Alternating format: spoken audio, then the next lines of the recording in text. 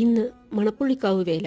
പശ്ചിമഘട്ടത്തിലെ തെന്മലയുടെയും വടമലയുടെയും ഇടയിൽ പാലക്കാട് ചുരത്തിന്റെ നഗര കവാടത്തിലെ മണപ്പുള്ളി ഭഗവതിയുടെ തട്ടകത്തിലുള്ളവർക്ക് ഇന്ന് ഭക്തിയുടെയും പ്രാർത്ഥനയുടെയും ആത്മഹർഷം നിറയും. ഉത്സവ പൊക്കത്തിലേക്ക് ആസ്വാദകരുടെ ആവേശമാണ് മണപ്പുള്ളിക്കാവ് ദേശവേല. കാവിലമ്മയും മക്കളും ഒരുമിച്ച് പാലക്കാട് കോട്ട മൈതാനത്തിൽ ഒത്തുചേരും. അപൂർവ കാഴ്ചയൊരുക്കി പാലക്കാടിന്റെ നഗരവേല. വളരെ പണ്ട് ഭാരതപ്പുഴയായ ശോകനാശിനിയുടെ തീരത്ത് പച്ച പന്തലുകൾ കെട്ടി യാഗങ്ങളും ഹോമങ്ങളും നടത്തി വന്നിരുന്നു.